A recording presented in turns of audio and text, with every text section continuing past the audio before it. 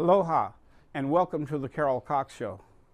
Hey, I want to share with you some of the issues that we find ourselves facing daily. And that is, these issues are about trash and the handling of trash and the proper way to handle trash. So I guess we'll title this one Paradise Trashed.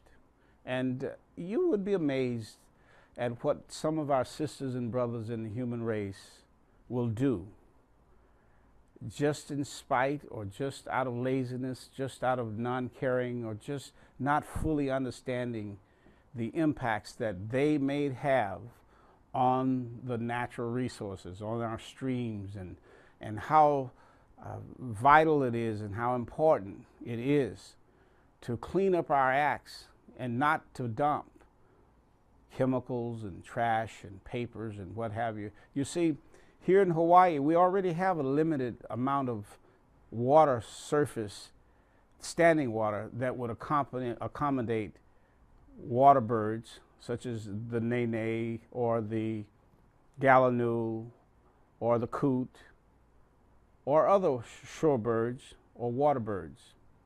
And so what I want to do tonight is to share with you some of the scenes. They're rather horrendous, of what we are doing to our environment just along the streams now. There are many other areas in the mountains and along the hillsides and what have you, along the roadways. But imagine, with such limited space that's left, that's available for these species to nest, to feed, to forage, and even those streams that we have taken and placed cement into them and covered them with cement and graded them and filled many of them up, there's still some streams that are left, small amount. But you would be astounded at to seeing what we do in the amount of trash and how our opala, as we say, or the styrofoams or the plastics or the boxes or the balloons or the plastic balls, you name it. So I've assembled a number of pictures here, and I want to just play them out, and I'll share with you some of the things of great concern. Insecticide bottles, cans, spray cans, suntan lotions. Use your imagination and imagine having that material, instead of being placed in a receptacle where it would go to the landfill or be recycled. We don't recycle as much as we might think we do. And that we don't recycle, a lot of it is placed alongside the roads, at our convenience centers, and blows into the water, and it's ultimately end up in our streams and in our rivers and what have you, and in our oceans. And as we know, we all know that there's always a threat of plastic bags. But let's go beyond the plastic bags. Let's go to talk about all of these cigarette lighters and spoons. And you know, you've heard about this large mass of plastic that's out in the ocean, about the size of Texas, some describe it. How does that get into the ocean? Would you believe that that material, a great bit of it, is introduced by the way we behave when we go to the parks and we leave our trash on the sidewalks and we leave our trash on the beach, that ultimately blows into the land, into the ocean? Or if we are along stream sides. Now there's one situation in Waipahu, for example, and we're going to be posting some pictures up as we talk of a stream, one stream now in Waipahu. And this is the Waipahu drainage channel. It's really not a stream, but it's been cemented in. And when hopefully I leave you today with an impression that we have to do something. We have to change our ways if we care. If we care to care, we have to. So, along the streams, there in Waipahu, another stream, the recycler, there are two recycling facilities. One is owned by the city in the county of Honolulu. It's a convenience center. And another is a high five. So now you're going to see a number of pictures here with a large number of shopping carts in the stream. And how do you suppose the stream become contaminated with, or the shopping carts find their way into the stream. Well, upstream, approximately a mile away, there's a housing complex, an apartment building, and the people actually, the tenants in that building, are responsible for a large number of those shopping carts. And also the recycler. So what happens is when the recyclers put their bottles and cans in a shopping cart, they push it to the high five recycling plant. The recycler does not accept bottles with caps on them, plastic caps. So they take the caps off, discard those caps right alongside the ditch bank, and we will see a few of these pictures that show that. And they just dump them on the side of the ditch bank, or the stream bank. And then they leave the shopping cart because they now have no need for an empty shopping cart, because they've used the shopping cart to bring it to the recycler and empty it of their bottles. Now they leave it.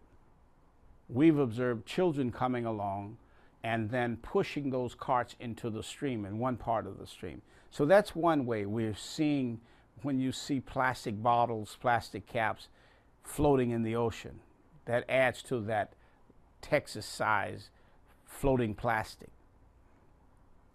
But again, up the street is the city and county of Honolulu's convenience center. And it has a fence around it, but that fence is not sufficient because the winds whip up and blow in there.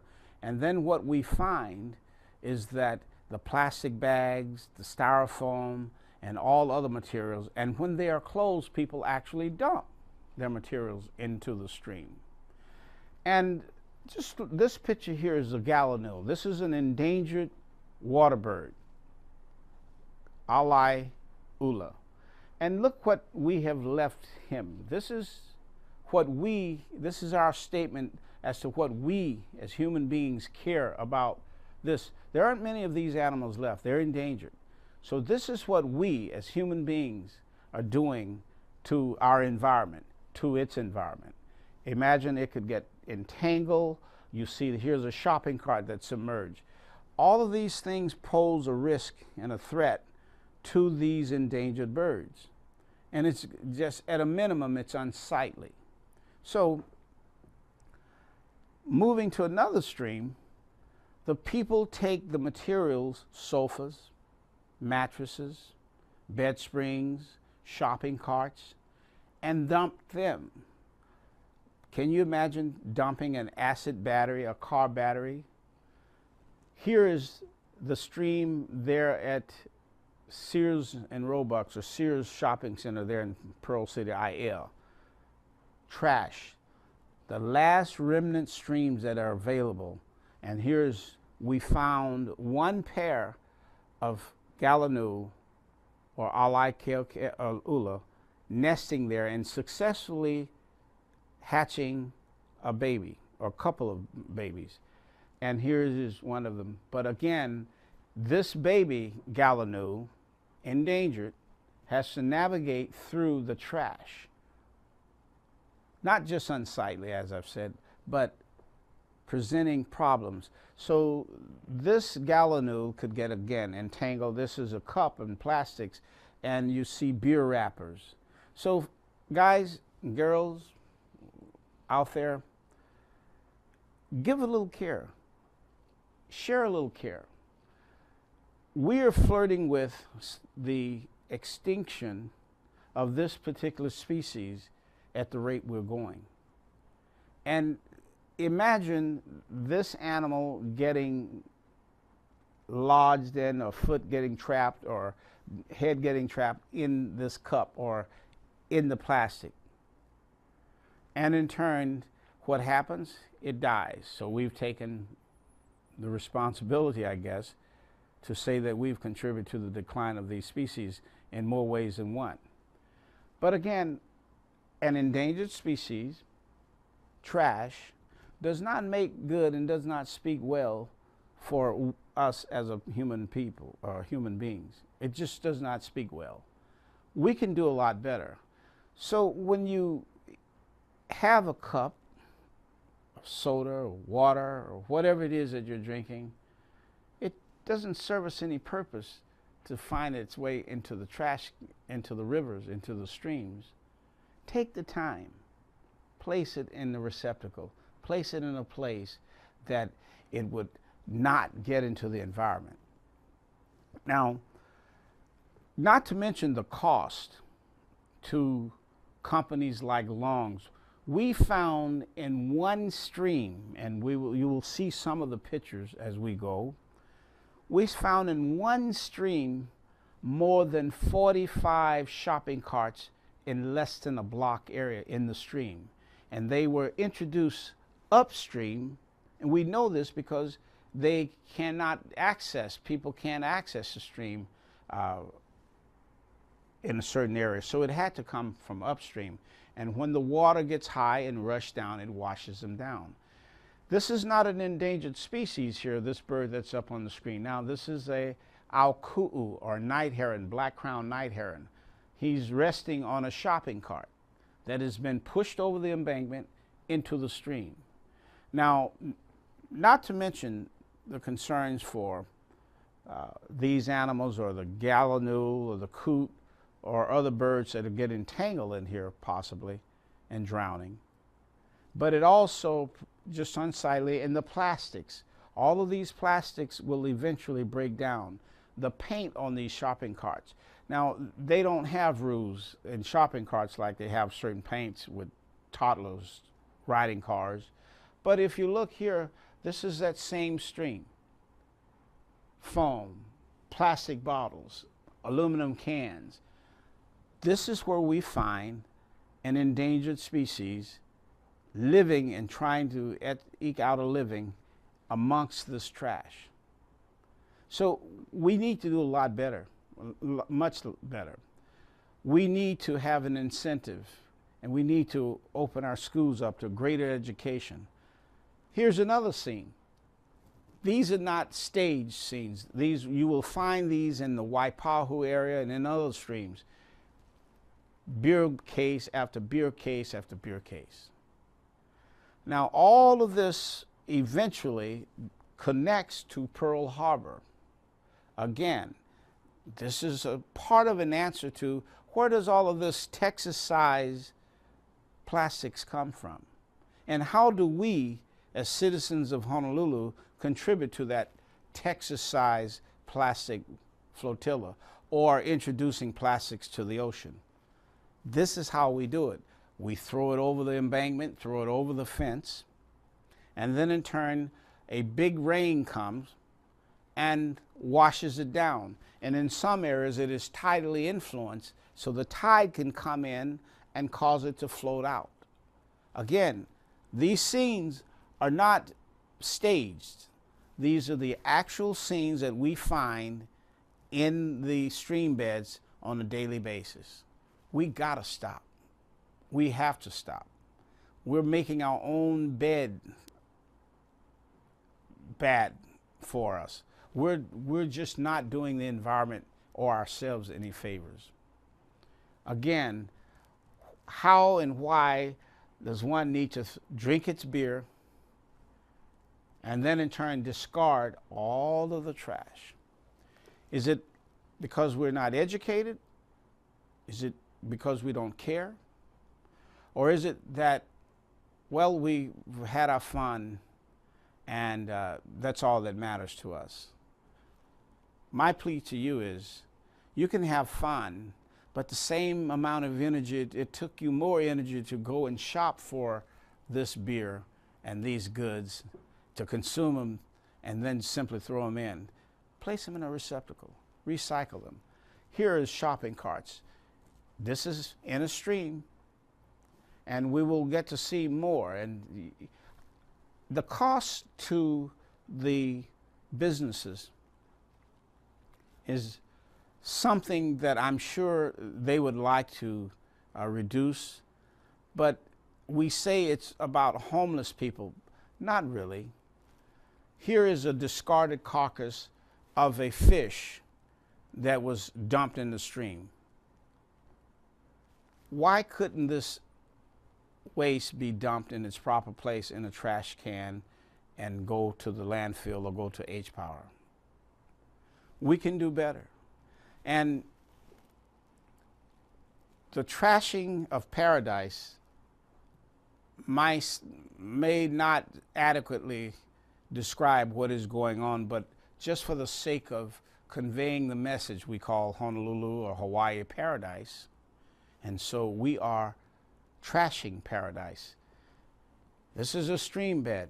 We find paint, we find oils, motor oils, thinners, lacquers, all dumped in the stream bed, waiting to wash down into Pearl Harbor and eventually out to the ocean. Here is a futon. Now, we observed this futon some weeks ago sitting at the back of the apartments about 3/4 of a mile up the stream, just sitting on the bank. Someone had placed it on the bank. Today, we find it sitting in the stream bed going into Pearl Harbor some 3/4 of a mile away. We can do better.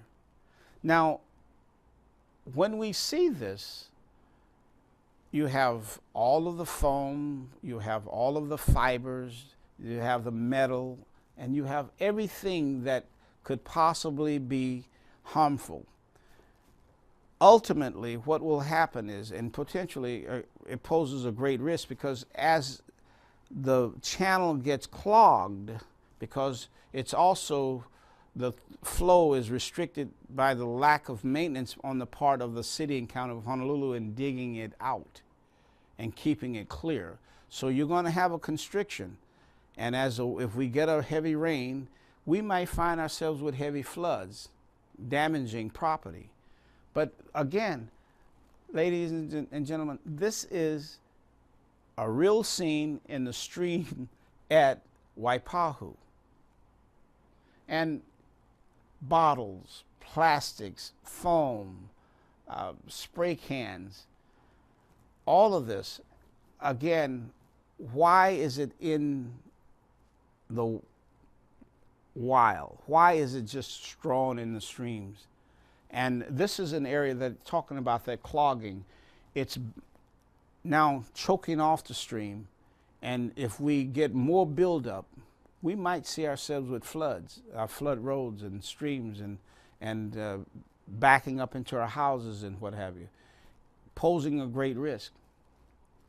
So the trashing of paradise, we see some of the stories that we do about illegal dumping. All of this is illegal, but how can we stop it? A simple act of, if you bring it to your home, then have the respect for the land to recycle the bottles, dispose of the trash in its containers, to prevent this, because everything that you dump into the stream will, not may, will eventually end up into the ocean, in the ocean. And all of that will present a problem, because some of the cans that you throw in and some of the insecticides that you see, we found medical waste, we found needles, syringes, we found medical prescription medicine, we found a number of chemicals and things of that nature in these streams. And there are people that actually forage and catch fish and crab in this area, and it presents a problem. There's a potential health risk. And if not being impaled or stuck by some of the needles that someone discards on a routine basis into this basin and this stream. So we have to get a handle on this. Now here's an individual that someone dumped, I can't tell you what is in it, and I will encourage you never, ever, ever to pick these up or open them. If you see them, call the state health department and ask them, or tell them the location, what you see, and they will come to pick it up. 586-4226 is their number, the Department of Health. solid and hazardous waste. But never, ever, ever open these up. It doesn't matter if you know what it is, you still got to clean it up. So don't bother. The safety is first. But children do forage and play. And by leaving this out and discarding it, we can only assume that there's no labels. And you just can't trust the labels. And if it's discarded in this fashion, you surely don't want to open it up and you don't want to tamper with it. But again, whatever chemicals are in there, going to eventually end up, because the plastic will break down or it will fall over, or the heavy currents coming through on a heavy rain will topple that over, break it up, introducing this chemical that's contained in that bucket into the water and just waiting to be taken out to Pearl Harbor and into the ocean, where fish and other species, the turtles and birds, forage, and monk seals. And so we're creating a situation that is dangerous for ourselves, as well as the native species or the natural species, the fish. And imagine now, fish tend to hold chemicals in their bodies, heavy metals in their fatty tissues. So when we go out and take throw net to catch fish and take them home to feed our families, or the crabs to feed our families. By the way, you shouldn't really be eating fish out of Pearl Harbor, as you note some of the signs posted around. But I noticed that a great many people do, in fact, fish there and consume them because basically they need food. But there are also a number of people that fish there and sell them. So be careful when you buy, because you wouldn't want. Here is a scene right here in Waipahu. Someone has placed these buckets of unknown chemicals, paints or whatever they are, on the ditch bank, on the stream bank, which will eventually fall into the stream, and for years it'll be leaching out, contaminating, and unfortunately potentially posing a threat. Just down approximately 100 yards from this scene, there is normally on any given day about 12 Hawaiian coot and about 6 gallinule. They're trying to forage. And these are endangered species, and there's a refuge there, a wildlife refuge, Pohala Marsh, there, that these birds forage. Now, going back for a bit, digressing, you see these bottle caps. The High Five recycling facility is right across the street, but they won't accept bottle caps or bottles with caps. So the person coming to redeem their bottles will remove the caps and discard them there, and they found themselves throwing them in the water or left there, which will eventually be knocked down or washed down by heavy rains. Here again is more shopping carts in the streams. And again, we don't know the type of paints because of the laws that dictate what kind of paint, if they can have lead or not, because we don't use them for food or anything. So could be some serious contaminants associated with this paint chipping off or eventually falling off in the ocean. And imagine the pollution that we are contributing to, maybe not knowing. Again, these were dumped some 3/4 of a mile away, but they found themselves choking and washed down by heavy waters downstream that are entering Pearl Harbor. And to make matters worse, this is a sewage treatment plant or pumping station is sitting right near there. So we find sometimes sewage that is spilled in that area. We can't afford to continue at this pace. We cannot. It may appear that it's out of sight and we don't see it because it's in a channel, it's in a stream. But we may see it years later in the illnesses that are associated with heavy metals or contaminants in fish. That maybe, just maybe, some of this type of behavior, or illegal dumping, or the dumping of sofas, and to this day I'm still scratching my head, you know, how did a sofa get in? Well, I tell you how it is. Because upstream, again, about a mile away is a housing complex and an apartment complex, and when tenants get a new sofa or moving, they take it and throw it over the fence into the stream. This has to stop. If you find yourself tempted to do that, just call the bulky items. And that takes me back to one thing. The city and county of Honolulu needs to rethink its policy on bulky items and the handling of bulky items and the operations of weigh stations or transfer stations or convenience centers to accommodate people that want to move or discard things after hours. It's costing us too much. And you can see the wildlife there that find their way attracted to this and find themselves foraging in this area. Now eventually these trees and what have you and the weeds will build up and the soils will build up, choking the stream off. Now there's the o'opu that goes from the ocean to the mountains to mate, hatch. They can't find and navigate that. So the trashing of paradise is absolutely a concern of ours. And I hope that this has helped you understand this. And please join me later on other shows and we'll be bringing more. Thank you. I'm Carroll Cox and we will see you again. Aloha.